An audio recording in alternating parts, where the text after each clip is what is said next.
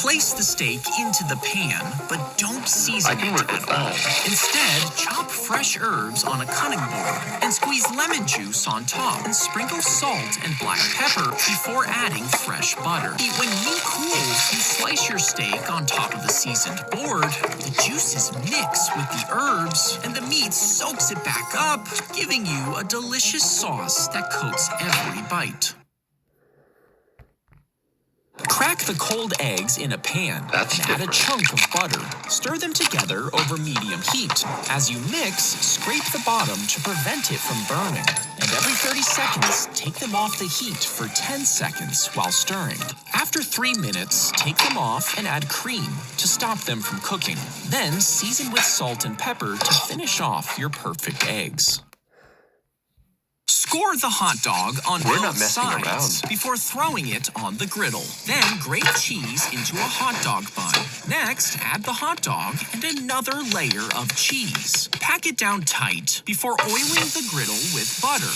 Then flip cheese side down to fry it. Once the cheese is brown, turn it over, toasting the back lightly. Then dip it in ketchup for the perfect grilled cheese hot dog. Twist the Oreos apart and scrape the cream into a bowl.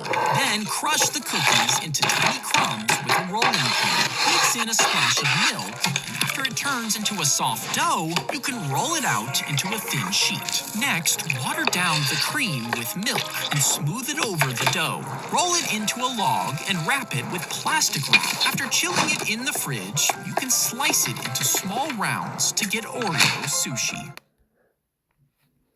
With a knife, stab the cross on the lobster's head to kill it. Then poach it in salted water, snap off the claws at the knuckles. Twist, the meat should slide right out. Use a knife and empty the other side. Squeeze the shell to pop out the juicy meat. Remove the 8 legs. Use a rolling pin to squeeze the meat out. Finally, you can enjoy every bit of the lobster's meat.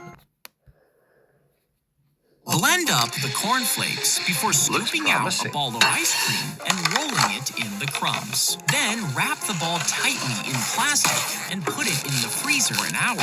Once it's rock hard, whisk some eggs until they're fully mixed and roll the ice cream in it. Then cover it with one more layer of cornflake crumbs before dipping it in boiling oil for a few seconds. When you pull it out and cut it open, you'll have a hot, crispy shell filled with frozen ice cream.